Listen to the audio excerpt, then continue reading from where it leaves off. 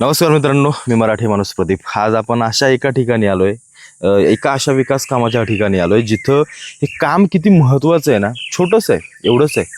माझ्या मागं डोंगर पाहताय किंवा हा जो रस्ता वर जाणारा दिसतोय, हा अत्यंत छोटा 3-4 किलोमीटरचा काहीतरी असेल हा पॅच एवढा. वरच्या रस्त्यापासून खालच्या तळातल्या गावांना जोडणारा किंवा इतका महत्त्वाचा मार्ग आहे. तुम्ही पुढे व्हिडिओमध्ये तुम्हाला सांगेनच. व्हिडिओ शेवटपर्यंत पहा. कसा आहे रस्ता, कसा पद्धतीने त्याला केला आहे, कशासाठी केलं आहे, किती डिस्टन्स त्यातून वाचणार आहे. कारण हे डोंगर फोडलेत, हे नुसतेच उगाचच फोडलेत की खरंच त्याची गरज होती. या सगळ्या गोष्टी आपण पुढे पाहूयाच. पण मी आता एकनाथ शिंदेंच्या भागामध्ये आहे आणि इथं ज्या प्रकारे इथं विकास कामं होत आहेत, ज्या प्रकारे मोठ्या प्रमाणामध्ये रस्त्यांची कामं जास्त करून होत आहेत, कारण हा दुर्गम भाग होता पूर्वी आणि त्याच्यामुळे इथं कनेक्टिव्हिटी अजिबात नव्हती. म्हणजे 10% कनेक्टिव्हिटी फक्त या एकनाथ शिंदे यायच्या आधी होती. त्यानंतर त्यांनी फार मोठं काम केलं रस्त्यांवरती. रस्त्यांचं जाळं ज्या प्रकारे यांनी लोकांनी विणलं आहे ते अप्रतिम आहे, नाही असं नाही. त्याच्यामध्ये निश्चित त्यांना मी ॲप्रिशिएट करतो, त्यांचं कौतुकच करतो. पण हे असे रस्ते आहेत ना, असोत 3-4 किलोमीटरचे असोत, काय हरकत नाही आहे, पण हे फार महत्त्वाचे आहेत, लक्षात ठेवा. कारण मी जेव्हा या भागामध्ये, याच भागामध्ये नाही, डोंगरी भागांमध्ये किंवा महाराष्ट्रातल्या अनेक डोंगरी भागांमध्ये फिरत असतो जिथं रस्ते असणं फार महत्त्वाचं असतं. त्या ठिकाणी अशा प्रकारची विकास कामं ही तिथल्या लोकांसाठी फार मोठी असतात किंवा त्यांच्यासाठी एक नवसंजीवनी असतात. कारण आत्ताच्या काळामध्ये काय झालं माहिती आहे का, एखाद्या दुर्गम भागातला माणूस आजारी पडला ना, एखादा त्याला हार्ट अटॅक असेल किंवा कोणतीही गोष्ट आजाराची, त्याला त्या तालुक्याच्या याच्यावरती नेईपर्यंत किंवा इथल्या एखाद्या छोट्या हॉस्पिटलमध्ये नेईपर्यंत अनेक लोक दगावतात, मरतात आणि अशा कित्येक घटना इथं घडतात. त्याच्यामुळे कनेक्टिव्हिटी, आता जर या रस्त्यावरून जर जायचं नाही आहे, जर दुसरा रस्ता आहे तो 30 किलोमीटर फिरून त्या तिथे वरती येतो. माझ्या वरती तुम्ही पाहताय का, तो जो वरती तुम्हाला डोंगर दिसतोय, तिथं जाण्यासाठी 30 किलोमीटर फिरून इथं यायचं आहे. मग हा रस्ता किती महत्त्वाचा आहे तो माझ्या व्हिडिओमध्ये तुम्ही पुढे पाहाच, निश्चित पहा. आणि अशी विकास कामं महाराष्ट्रातल्या सगळ्या दुर्गम भागांमध्ये झाली पाहिजेत, निश्चित झाली पाहिजेत. दळणवळण आजच्या जीवनामध्ये, आजच्या जगण्यामध्ये फार महत्त्वाचं आहे. मिसिंग लिंक सोडा, अटल सेतू सोडा, पण ह्या 3 किलोमीटरच्या रस्त्यासाठी एकनाथ शिंदे जीवाची बाजी का लावतायत?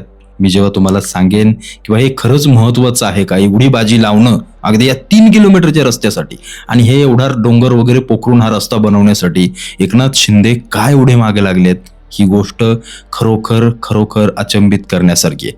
3च किलोमीटरचा हा रस्ता आहे. एखाद्या डोंगराचा कणा आपण चिरून कसा काय त्याला घाटामधून बनवतो, तशा पद्धतीचा रस्ता आहे. आता पूर्वी हा इथे रस्ता होता का? होता. अत्यंत चिंचोळा रस्ता होता, लहान होता, अनेक मोठमोठे इथे अपघात व्हायचे, पण तो एवढा असा रस्ता त्याला म्हणू शकत नव्हतो आपण. एक अत्यंत कच्चा असा रस्ता होता. पण आता तो फार मोठा झालाय, रुंद झालाय, सोयीचा झालाय. जी वळणं घातक होती ती थोडीशी चांगली करण्यात आली आहेत आणि या 3 किलोमीटरच्या रस्त्यावरती एकनाथ शिंदे स्वतः जातीने लक्ष घालतायत. कारण हा रस्ता तेवढा महत्वाचा आहे म्हणून तेवढं लक्ष घालतायत. हा रस्ता आहे महाबळेश्वर तालुक्यातील कोट्रोशी गावापासून वरती बुरडाणी गावाच्या वरच्या महत्वाच्या रस्त्याला जोडणारा 3 किलोमीटरचा हा रस्ता आहे. जो तापोळा महाबळेश्वर रोड जातो त्याला हा रस्ता खालून वर जोडला आहे. म्हणजे खालच्या रस्त्यावर, म्हणजे खालचा जो धरणाच्या बाजूची जी काही गावं आहेत तिथून डोंगराला फोडून वरच्या रस्त्याला जाता यावं आणि जेणेकरून महाबळेश्वर शहर तालुक्यातलं जे काही ठिकाण आहेत ती जवळ व्हावीत म्हणून हा रस्ता बनवला जातोय. पण हा 3 किलोमीटरचा रस्ता इथल्या लोकांचं पूर्णपणे आयुष्य बदलणार आहे. पूर्णपणे बदलणार आहे.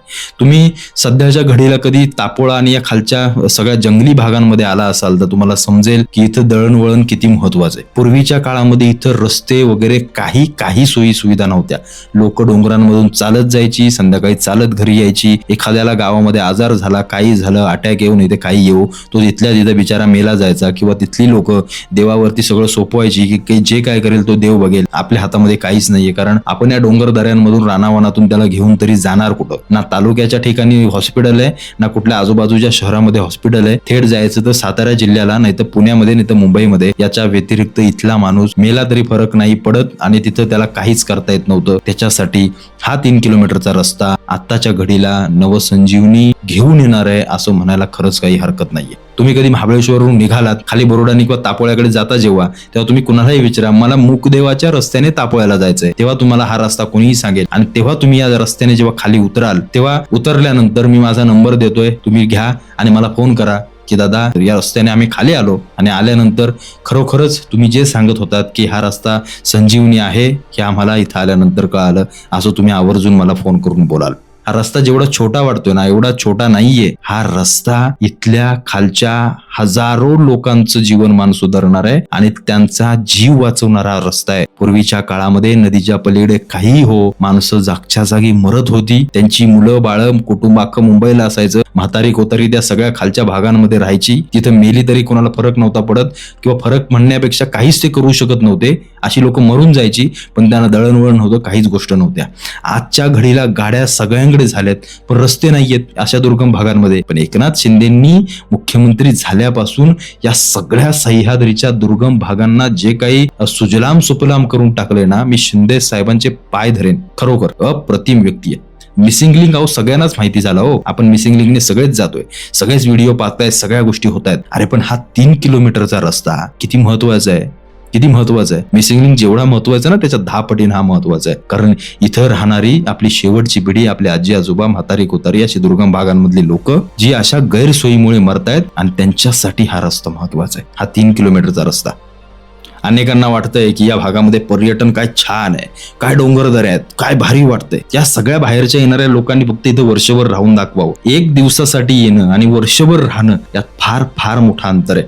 अनेक जण म्हणतात की आम्ही इथं जमीन घेऊ, आम्ही इथं इन्व्हेस्टमेंट करू. काही करू नका, घ्याल, तुम्हाला वाटेल घर बांधू, त्याच्यानंतर असे विकून पळाल की पुन्हा इथं तुम्ही थांबवू शकत नाही. इतकी भयंकर भयंकर इथल्या निसर्गाची आपत्ती, या सगळ्या गोष्टी इथं असतात की तुम्ही इथं राहूच शकत नाही, तुम्ही इथं सर्व्हाइव्ह करू शकत नाही. जे व्यावसायिक जे इथं राहतात त्यांना कधीतरी जाऊन विचारा की इथं पावसाळा किंवा बाकीच्या ज्या काही गोष्टी आहेत पर्यटकांच्या व्यतिरिक्त, ते इथलं जीवन नक्की कसं आहे तुम्हाला जेव्हा समजेल, तुम्ही इकडे कधीच येणार नाही.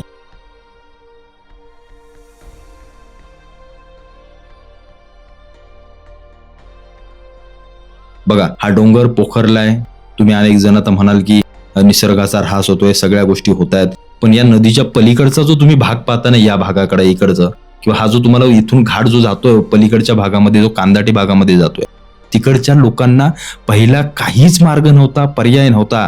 तिकडची लोक अशी मरून जायची, हजारो लोक मारली जायची, मेली जायची, कुठं काही होऊ द्या, त्यांना कुठंच जायचा चान्स नव्हता. कारण कोयना नदी एवढी दुथडी भरून व्हायची, पलीकडे जाणार कसा माणूस. आज ब्रिज झालेत, पूल झालेत, सगळीकडे एकनाथ शिंदेनी लक्ष घालून रस्ते बनवलेत.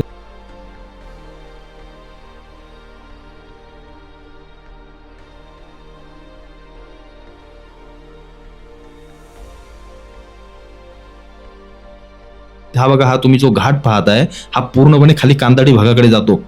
त्याच्यामुळे हा 3 किलोमीटरचा रस्ता किती महत्वाचा आहे ना, हा इथल्या लोकांना माहिती आहे. एकनाथ शिंदेचे आभार कौतुक करावं एवढं कमी आहे, करावं एवढं कमी आहे. तुम्ही आवर्जून कधी या मुकदेवचा रस्ता विचारा. सगळे अनेक जण तुम्हाला सांगतील की मुकदेवचा रस्ता इथून आहे. निश्चित या. महाबळेश्वर तापोळ्याला कधी आलात तर मुकदेवच्या रस्त्याने यायचं आणि खालच्या रस्त्याने मग तापोळ्याला जायचं, तेव्हा तुम्हाला समजेल की इथलं नक्की जीवनमान कसं आहे. हा सगळा भाग इतका दिसायला सुंदर आहे, पण तो इतका इतका घातक आहे. तुम्ही एकदा इथे फक्त राहून पहा, परत इथं कधी येणार नाही.